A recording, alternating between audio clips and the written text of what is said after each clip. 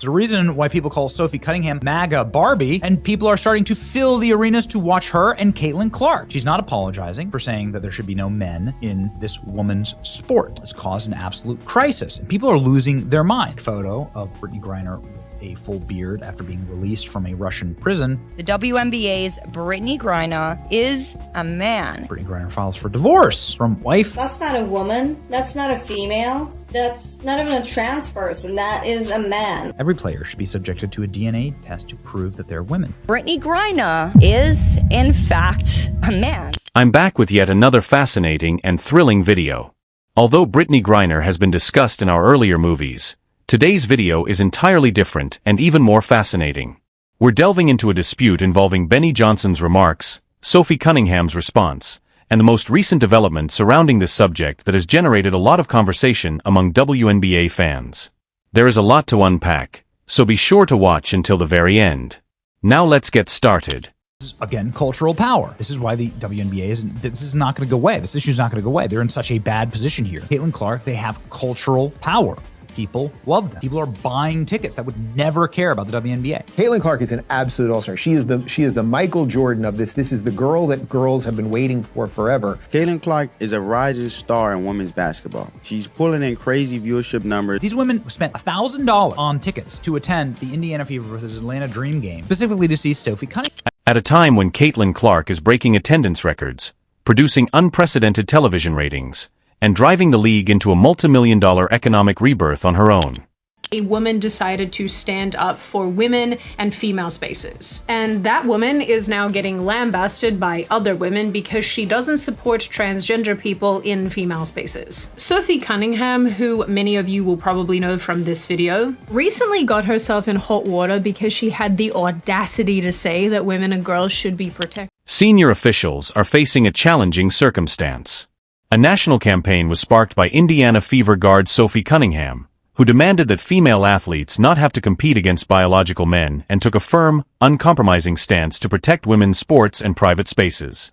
The reason why people call Sophie Cunningham MAGA Barbie, and people are starting to fill the arenas to watch her and Caitlin Clark. WNBA star Sophie Cunningham, who plays guard for the Indiana Fever, when an ESPN feature quoted her opposition towards biological men competing in women's sports. She said she wanted to protect young girls both on court as well as in the locker room, calling her position kind of common sense. It has everything to do. Despite efforts by major media experts to silence her with severe criticism, fans nationally mobilized by crowding arenas to support both Cunningham and Clark.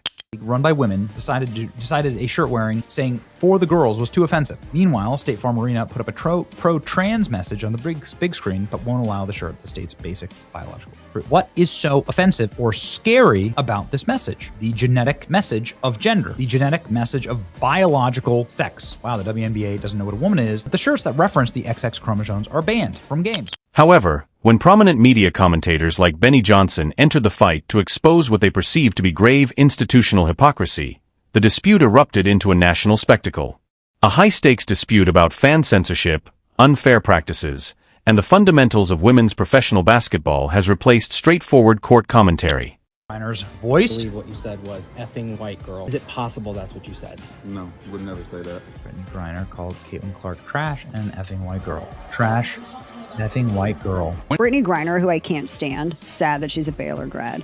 She called her a trash expletive white girl. That was the lip reading. Yes, trash white girl. The enormous cultural power of Caitlin Clark and Sophie Cunningham was on full display during a chaotic game between the Indiana Fever and the Atlanta Dream at State Farm Arena. Thousands of fans paid top dollar to support Cunningham and see Clark's generational playmaking ability. However, the event quickly turned into a league security administrative nightmare.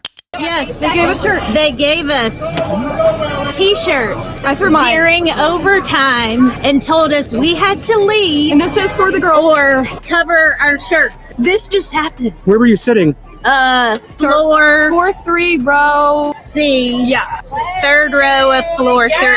And how much were your seats? $1,000 each around. Yeah. And we did nothing. Like we were just sitting there. I didn't make signs. Stadium staff confronted several spectators wearing XXXY brand T-shirts during overtime, telling them to cover their shirts or leave the area. The shirts had a clear message for the girls in support of female athletic integrity. After the strict enforcement sparked an immediate viral outcry on social media that garnered millions of views, the WNBA and the Atlanta Dream were compelled to issue official public statements admitting that security should never have restrained those supporters. The NBA, of course, doesn't want to make anything political. Here they are welcoming the Honorable Stacey Abrams. The Honorable Stacey Abrams. Well, what has she done that's honorable? What's dishonorable is that at that same game, a mother wore a XXXY Athletics for the girls with her daughter apparel. This is a brand that, of course, is defending women in women's sports, and she got kicked out of the game. And you can see there somebody a fan flipping them off, whether this is a board member, potentially. Look at this. Whether that's a board member of the WNBA, but she doesn't know what a woman is, right? Like, what are these? In stark contrast, paid supporters with basic biological ideas were suppressed while political leaders were applauded from the rafters. But the on-court victory was quickly overshadowed by the mounting heat surrounding the league's more significant eligibility crisis as pundits like Benny Johnson exposed the absurd double standards at play. The WNBA was overwhelmingly urged to adopt impartial, science-based eligibility regulations. And so, why is the WNBA unable to define what a woman is? We all know what a woman is. XX chromosome. Y chromosome, you're a man. And you can't change your chromosome. You can get plastic surgery. You can lop off body parts. You can put on lipstick. You can put on wigs, but you can't change that. And so why not just define it based on gender assigned at birth? You're born with these sex organs. You're born with these chromosomes. So that's what makes you a woman. The WNBA has spent 6 days trying to figure out what the W in the WNBA stands for, and they still don't have anything. Despite the league's failure to disclose exact biological criteria in its governing regulations, Johnson pointed out that commentators and podcasters like Joe Rogan are openly arguing long-standing rumors regarding potential male involvement in women's professional sports. Due to corporate leadership's failure to confront these fundamental flaws, the sport is facing tremendous paranoia, which has previously sparked unfounded fears about player testing and brought attention to prominent senior stars. Brittney Griner, the center for the Phoenix Mercury, became the subject of intense online criticism. This caused a wave of institutional panic that could have destroyed the league's credibility. And why people call Sophie Cunningham MAGA Barbie, and people are starting to fill the arenas to watch her and Caitlin Clark. She's not apologizing for saying that there should be no men in this woman's sport. It's caused an absolute crisis, and people are losing their mind. Photo of Brittney Griner with a full beard after being released from a Russian prison. The WNBA's Brittney Griner is a man. Brittney Griner files for divorce from wife. That's not a woman. That's not a female. That's not even a trans person. That is a man. Every player should be subjected to a DNA test to prove that they're women. Brittney Griner is, in fact... The public's trust has been severely damaged by the WNBA's administrative ambiguity, as evidenced by the intense public scrutiny surrounding Phoenix Mercury center Brittney Griner. As media figures like Benny Johnson exaggerated the current Sophie Cunningham incident, online sports criticism quickly switched to previous player biographies and long-standing league policies.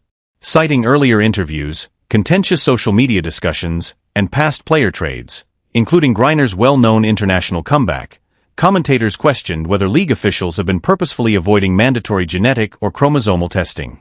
Even while these allegations are still completely unsubstantiated and primarily motivated by online conversation rather than official league conclusions, the fact that internet speculations and viral comments regarding Griner's gender are dominating national sports headlines demonstrates the catastrophic failure of WNBA administration. Because the league administration has failed to set clear, objective biological requirements, even the league's most famous legacy stars are vulnerable to public suspicions. The Rookie of the Year. She's 4th in the league in MVP voting. Caitlin Clark is an absolute all-star. She is the Michael Jordan of this. This is the girl that girls have been waiting for forever. Caitlin Clark is a rising star in women's basketball. She's pulling in crazy viewership numbers. Caitlin Clark is the needle mover. She is the needle mover. She is the franchise player. And she was the MVP. She is the main draw. She wasn't the one who was full sprinting down the court. She's my role model. I really look up to her. Why do you like Caitlin? And she's so good at basketball. Because she's that awesome person and she has like a lot of aura, so like... In the midst of this administrative storm, Caitlin Clark is a prime illustration of what makes women's professional basketball truly remarkable. Neither political posturing nor performance cliches have contributed to Clark's extraordinary rise. It is entirely predicated on remarkable skill, unshakable work ethic, and extraordinary talent.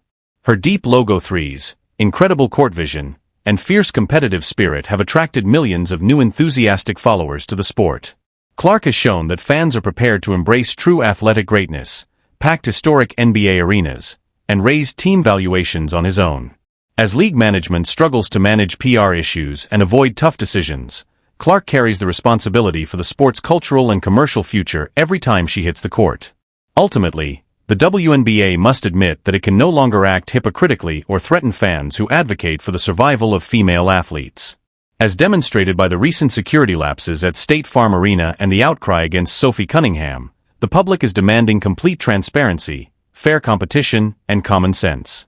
Executives must immediately revise the league's governing documents to offer accurate, unbiased biological criteria that safeguard female competitors and restore the integrity of the sport. Every athlete on the court, including Caitlin Clark and Sophie Cunningham, has a responsibility to the league to protect the sport they have worked so hard to establish. They have given supporters a voice and brought an unprecedented level of intensity to women's basketball. What are your thoughts on Benny Johnson's comments and the ongoing dispute over WNBA eligibility rules? Do you believe the league should immediately require unambiguous biological testing to protect female athletes, or do you think senior leadership can manage the situation? Use the comment section below to share your thoughts.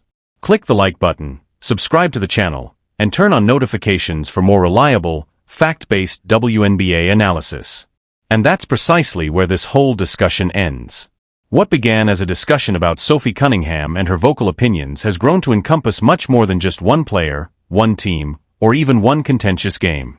It has evolved into a national dialogue regarding women's basketball's future, the regulations governing the sport, fan rights, and the league's obligations when politics and emotions clash with professional competition. Regardless of your opinion of Sophie Cunningham, one thing cannot be disregarded: people are taking notice. Fans who had never seen a WNBA game before are now discussing the league, purchasing tickets, discussing its rules, and packing venues to see celebrities like Cunningham and Caitlin Clark. For any professional sports organization, that kind of attention is quite valuable. However, attention also entails accountability. Serious concerns about consistency have been highlighted by the uproar over fan removals, the girls' clothing, and the larger discussion concerning eligibility requirements. Fans want to know what the rules are, why they exist, and whether everyone is treated equally under them.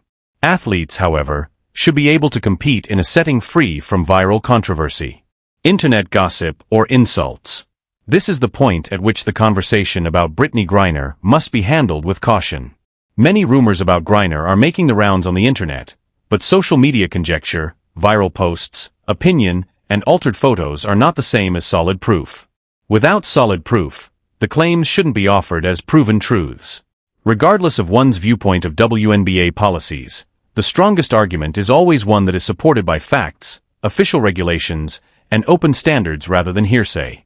The WNBA is going through a special period in its history, so that distinction is important.